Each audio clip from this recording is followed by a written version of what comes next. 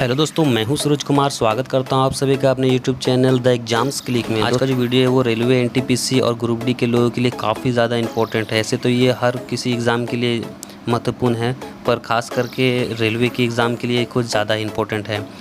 तो दोस्तों, आज हम इसमें बात करने वाले हैं भारत की संस्कृति के बारे में। जी हाँ, तो इसमें भारत की संस्कृति के बारे में पूरा डिटेल अच्छे से विस्तार से बताया गया है। इसको देखने के बाद मुझे नहीं लगता है कि आपको कोई वीडियो देखने की ज़रूरत पड़ेगी। तो चलिए बिना देरी किए शुरू करते हैं आज का ये इंटरेस्टिंग वीडियो। और हाँ दोस्तों, अगर मेरी वीडियो आप लोग को अच्छी लगती है तो प्लीज़ मेरे चैनल को सब्सक्राइब कीजिए, लाइक, शेयर एंड कॉमेंट कीजिए। दोस्तों, भारत की संस्कृति के बारे में जानने से पहले भारत के बारे में हम कुछ बातें जान लेते हैं। दोस्तों, भारत जो है वो दक्षिण एशिया में स्थित भारतीय उपमहाद्वीप का सबसे बड़ा देश है। यह पूर्ण रूप से उत्तरी गोलार्ध में स्थित है। भारत जो है भौगोलिक दृष्टि से विश्व का 7वां सबसे बड़ा देश है। और यहाँ पर नंबरिंग में आप देख सकते हैं, पहले नंबर पर रूस है, दूसरा पे कनाडा, तीसरा पे चीन, चौथा पे अमेरिका, पाँचवां में ब्राज़ील, छठा में ऑस्ट्रेलिया और सातवां में भारत। जबकि जनसंख्या के दृष्टिकोण से दूसरा सबसे बड़ा देश है। भारत के पश्चिम में पाकिस्तान, अफगानिस्तान, उत्तर पूर्व में चीन, नेपाल और भूटान, पूर्व में बांग्लादेश और म्यांमार स्थित है। हिंद महासागर में इसके दक्षिण पश्चिम में मालदीव, दक्षिण में श्रीलंका और दक्षिण पूर्व में इंडोनेशिया से भारत की समुद्रिक सीमा लगती है। इसके उत्तर की भौतिक सीमा हिमालय पर्वत से और दक्षिण में हिंद महासागर से लगी हुई है। पूर्व में बंगाल की खाड़ी है तथा पश्चिम में अरब सागर है। दोस्तों, अब बात करते हैं भारत की संस्कृति के बारे में, जिसमें भारत का महान इतिहास, विलक्षण भूगोल और सिंधु घाटी की सभ्यता के दौरान बनी और आगे चलकर वैदिक युग में विकसित हुई। बौद्ध धर्म एवं स्वर्ण युग की शुरुआत और उसके आगमन के साथ फली फूली अपनी खुद की प्राचीन विरासत शामिल है। इसके साथ ही पड़ोसी देश के रिवाज, परंपराओं और विचारों का भी इसमें समावेश है। पिछली 5 शताब्दियों से अधिक समय से भारत की रीति रिवाज, भाषाएं, प्रथाएं और परंपराएं इसके एक दूसरे से परस्पर संबंधों में महान विविधताओं का एक अद्वितीय उदाहरण देती है। दोस्तों, भारत बहुत सारी भाषाओं का देश है, लेकिन सरकारी कामकाज में व्यवहार में लाई जाने वाली 2 भाषाएं हैं, हिंदी और अंग्रेजी। भारत में द्विभाषी वक्ताओं की संख्या 31.49 करोड़ है, जो 2011 में जनसंख्या का 26% है। दोस्तों, भारत कई धार्मिक प्रणालियों जैसे कि सनातन धर्म, जैन धर्म, बौद्ध धर्म और सिख धर्म, मुस्लिम धर्म जैसे धर्मों का जनक है। इस मिश्रण से भारत में उत्पन्न हुए विभिन्न धर्म और परंपराओं ने विश्व के अलग अलग हिस्सों को भी बहुत प्रभावित किया है। दोस्तों, भारत भूमि पर अनेक धर्मों तथा संप्रदायों ने जन्म लिया। इन सभी धर्मों में भारी समानता है और मामूली बातों में सूक्ष्म अंतर है, जो इन धर्मों को एक दूसरे से अलग करते हैं। यह भावनात्मक व सांस्कृतिक रूप से एक दूसरे से जुड़े हुए हैं, जो एक साथ मिलकर ही भारत नामक धर्म का निर्माण करते हैं। यहाँ पर 4 धर्म की बातें हो रही है, जैसे कि सनातन धर्म, बौद्ध धर्म, जैन धर्म और सिख धर्म। तो चलिए एक एक करके सभी धर्मों के बारे में जानते हैं। सबसे पहले बात करते हैं सनातन धर्म के बारे में। तो सनातन धर्म अपने मूल रूप से हिंदू धर्म के वैकल्पिक नाम से जाना जाता है। वैदिक काल में भारतीय उपमहाद्वीप के धर्म के लिए सनातन धर्म नाम मिलता है। सनातन का अर्थ है शाश्वत व हमेशा बना रहने वाला, अर्थात जिसका ना आदि है ना अंत। सनातन धर्म मूलतः भारतीय धर्म है, जो किसी जमाने में पूरे बेहतर भारत तक फैला हुआ था। विभिन्न कारणों से हुए भारी धर्मांतर के बाद भी विश्व के इस क्षेत्र की बहुसंख्यक आबादी इसी धर्म में आस्था रखती है। सिंधु नदी के पार के वासियों को ईरानवासी हिंदू कहते, जो स को ह कहते थे। उनका देखा देखी अब हमरावर भी तत्कालीन भारतीयों को हिंदू और उनके धर्म को हिंदू धर्म कहने लगे।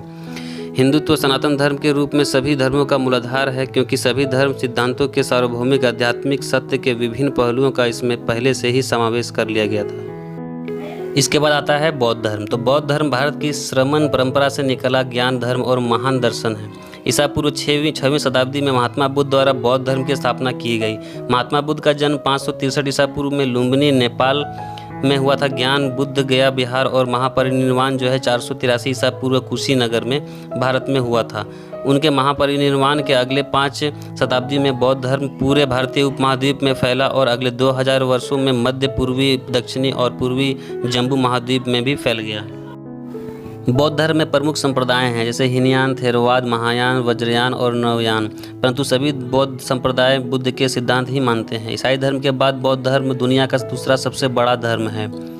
प्लूस रिसर्च ने चीन, जापान व वियतनाम देशों के बौद्धों की संख्या बहुत ही कम बताई है। हालांकि यह देश सर्वाधिक बौद्ध आबादी वाले शीर्ष के 3 देश हैं। दुनिया के 200 से अधिक देशों में बौद्ध अनुयायी हैं, किंतु चीन, Japan, Vietnam, Thailand, Myanmar, Bhutan, Sri Lanka, Cambodia, Mongolia, Laos, Singapore, दक्षिण कोरिया एवं उत्तरी कोरिया समेत कुल 13 देश में बौद्ध धर्म प्रमुख धर्म है।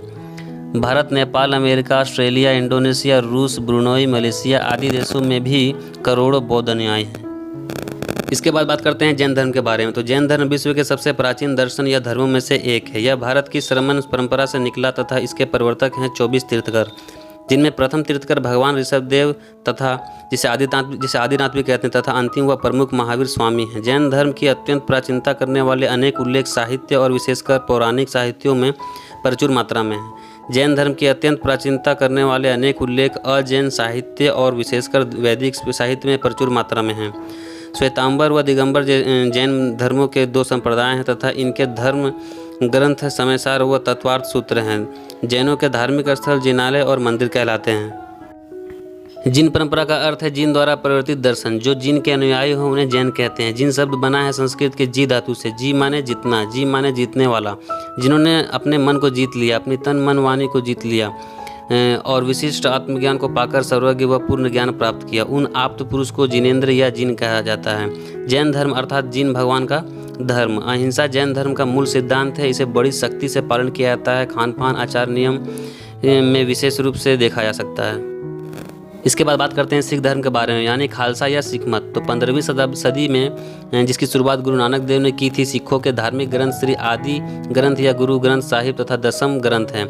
सिख धर्म में इनके धार्मिक स्थल को गुरुद्वारा कहते हैं। आमतौर पर सिखों के 10 सदगुरु माने गए हैं, लेकिन सिखों के धार्मिक ग्रंथ में 6 गुरुओं सहित 30 भक्तों की बानी है, जिनकी समान शिक्षाओं को सिख मार्ग पर चलने के लिए महत्वपूर्ण माना जाता है। दोस्तों 1469 ईस्वी में पंजाब में जन्मे नानक देव ने गुरमत को खोजा और गुरमत की शिक्षाओं को देश देशांतर में खुद जाकर फैलाया। सिख उन्हें अपना पहला गुरु मानते हैं। गुरमत का प्रचार बाकी 9 गुरुओं ने किया। 10वें गुरु गोविंद सिंह ने प्रचार खालसा को सौंपा और ज्ञान गुरु ग्रंथ साहिब की शिक्षाओं पर अमल करने का उपदेश दिया। इसकी धार्मिक परंपराओं को गुरु गोविंद सिंह ने 30 मार्च 1699 में के दिन अंतिम रूप दिया। विभिन्न जातियों के लोगों ने सिख गुरुओं से दीक्षा ग्रहण कर खालसा पंथ को सजाया। 5 प्यारों ने फिर गुरु गोविंद सिंह को अमृत देकर खालसे में शामिल कर लिया। इस ऐतिहासिक घटना से सिख पंथ के तकरीबन 300 साल इतिहास को तरतीब किया। संत कबीर, घना, साधना, रामानंद, परमानंद, नामदेव इत्यादि जिनकी बानी आदि ग्रंथ में दर्ज है, उन भक्तों को भी सिख सतगुरुओं के समान मानते हैं और उनकी शिक्षाओं पर अमल करने की कोशिश करते हैं। सिख एक ही ईश्वर को मानते हैं जिसे वे एक ओंकार कहते हैं। उनका मानना है कि ईश्वर अकाल और निरंकार है। दोस्तों पूरे विश्व की जनसंख्या में अगर भारतीय धर्मों का अंश देखा जाए प्रतिशत में, तो ये कुछ ऐसा है। हिंदू धर्म जो है वो 15% है, बौद्ध धर्म 7.1% है, सिख धर्म जो है 0.35% है, जैन धर्म जो है 0.06% है और अन्य जो है वो 77.49% है। तो दोस्तों ये थी भारतीय संस्कृति के बारे में कुछ जानकारियाँ जो मैंने आपको दी। तो दोस्तों कैसी लगी ये वीडियो प्लीज़ कमेंट बॉक्स में ज़रूर बताएं और अगर अच्छी लगी हो तो प्लीज़ मेरे चैनल को सब्सक्राइब कीजिए, लाइक शेयर एंड कमेंट कीजिए। धन्यवाद।